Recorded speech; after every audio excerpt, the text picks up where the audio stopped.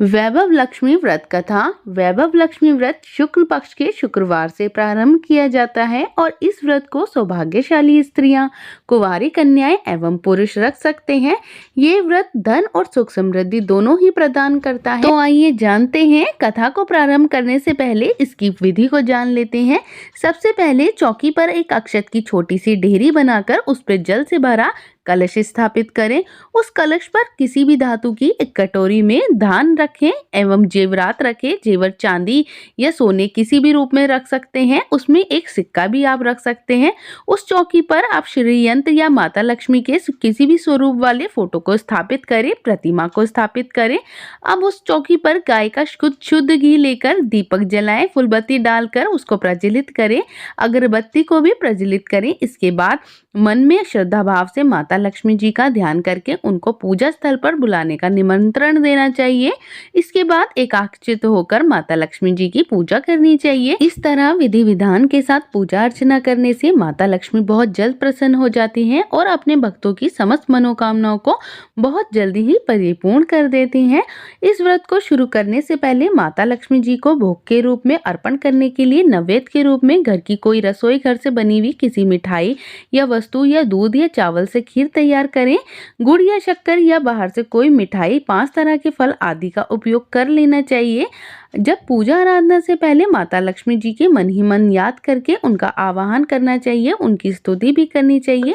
उसके बाद पूरे ध्यान पूर्वक उसको सुनना चाहिए। जब कथा पूर्ण हो जाए तब माता वैभव लक्ष्मी जी की आरती करनी चाहिए।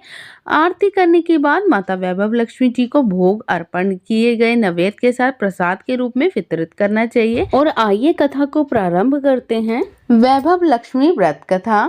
एक बड़ा शहर था और इस शहर में लाखों लोग रहते थे। पहले के जमाने में लोग साथ साथ रहते थे और एक दूसरे के काम आते थे, पर नए जमाने के लोगों का स्वरूप ही अलग सा है। सब अपने अपने काम में रत रहते हैं और किसी को किसी की परवाह नहीं। घर के सदस्यों को भी एक दूसरे की परवाह नहीं होती। भजन कीर्तन, भक्ति भाव, दया माया, परोपकार जैसे संस्कार कम हो गए हैं। शहर में बुराइयां बढ़ गई हैं। शराब, जुआ, रेस, व्यभिचारी, चोरी, डकैती आदि बहुत से अपराध शहर में होते थे। कहावत है कि हजारों निराशा में एक अमर आशा छुपी हुई है। इसी तरह इतनी सारी बुराइयों के बावजूद शहर में कुछ अच्छे लोग भी रहते थे। ऐसे ही अच्छे लोगों में शीला और उसके पति की गृहस्थी भी मानी जाती थी। शीला धार्मिक प्रकृति की और संतोषी थी, तो उसका पति भी विवेकी और सुशील था।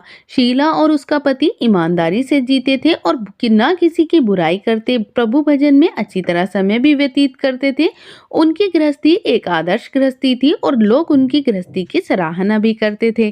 शीला की गृहस्थी इसी तरह खुशी खुशी चल रही थी, पर कहा जाता है कि कर्म की गति अकल है।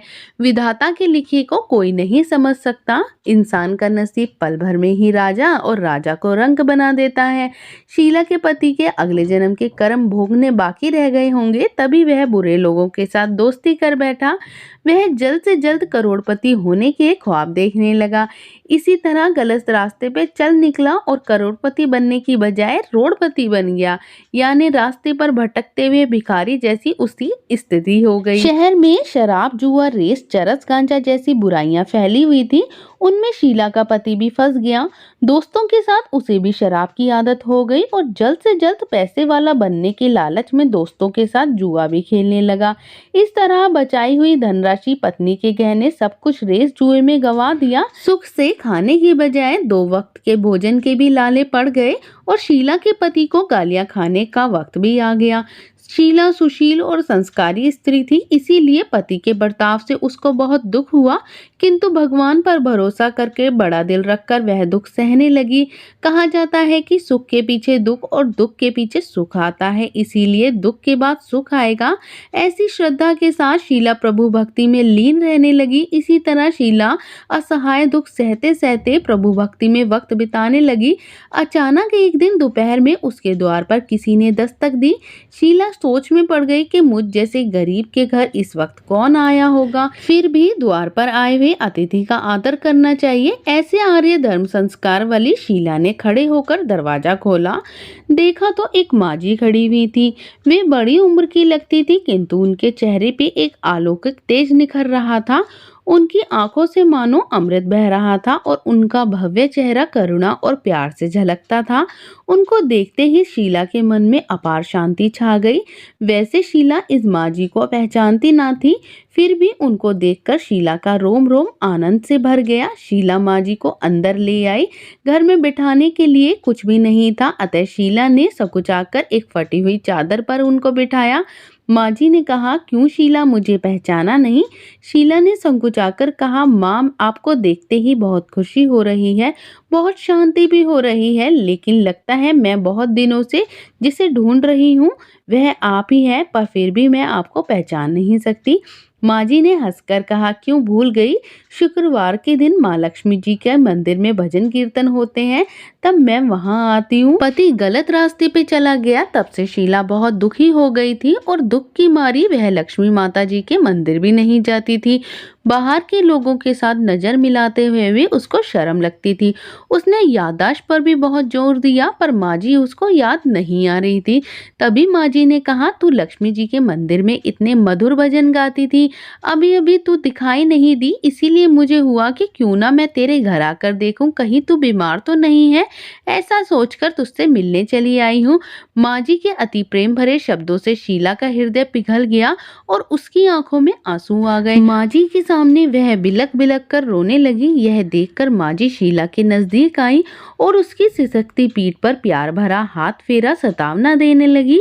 माँ जी ने कहा, बेटी, सुख और दुख धूप और छांव जैसे होते हैं, धैर्य रखो बेटी। तुझे परेशानी क्या है? तेरे दुख की बात मुझे बता, तेरा मन हल्का हो जाएगा और तेरे दुख का कोई उपाय भी मिल जाएगा। माँ जी की बात सुनकर शीला के मन में शांति मिली। उसने माँ जी से कहा, माँ, मेरी गृहस्थी भरपूर सुख और खुशियों से भरी हुई थी। मेरे पति सुशील थे, अचानक ही हमारा भाग्य हमसे रूठ गया।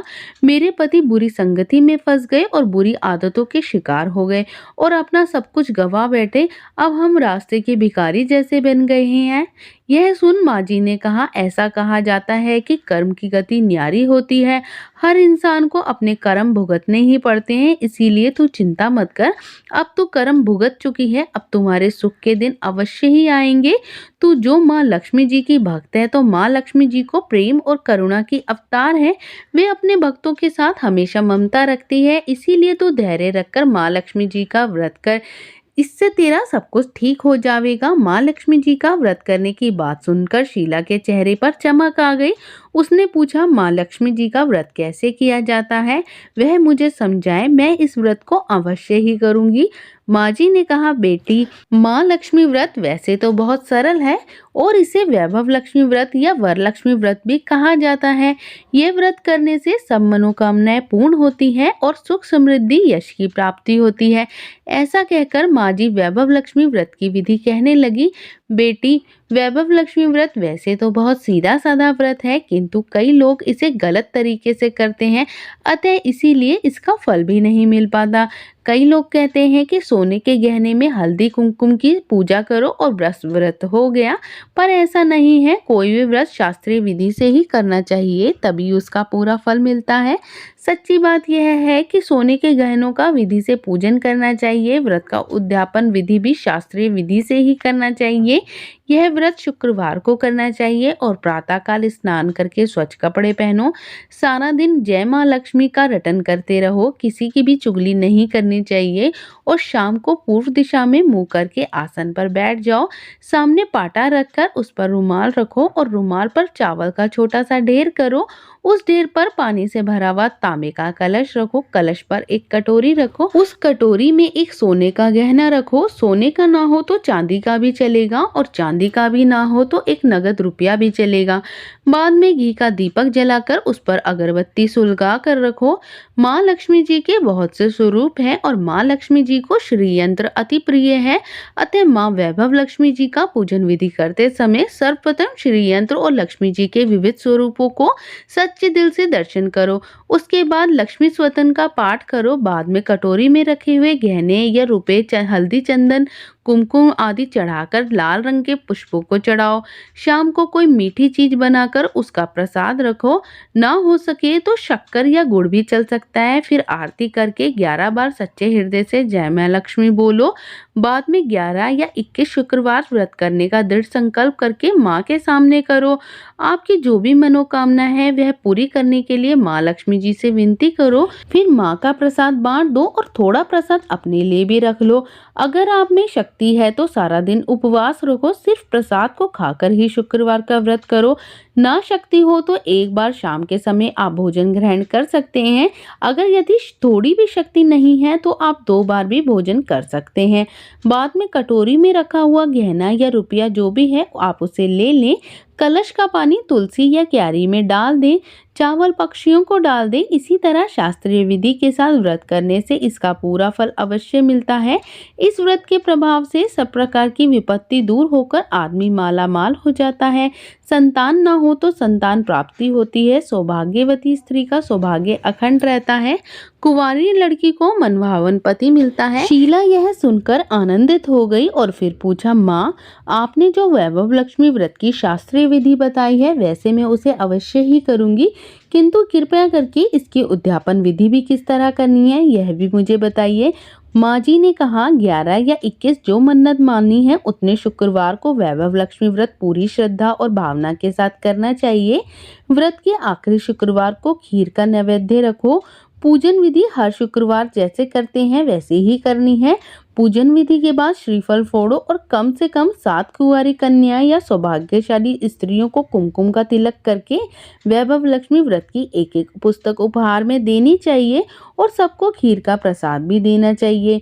फिर धन लक्ष्मी स्वरूप, वैभव लक्ष्मी स्वरूप और माँ लक्ष्मी जी की छवि को प्रणाम करें। माँ जी का यह स्वरूप वैभव देने वाला है। प्रणाम करके मन ही मन में भावुकता से माँ से प्रार्थना करें कि हे माँ धन लक्ष्मी, हे माँ वैभव लक्ष्मी, हमने सच्चे हृदय से आपका व्रत पूर्ण किया है, तो हे माँ हमारी मनोकामना पूर्ण कीजिए, हमारा सबका कल्याण कीजिए। जिसे संतान ना हो उसे संतान देना, सौभाग्यशाली स्त्री का सौभाग्य अखंड रखना, कुंवारी लड़कियों को मनभावन पति देना।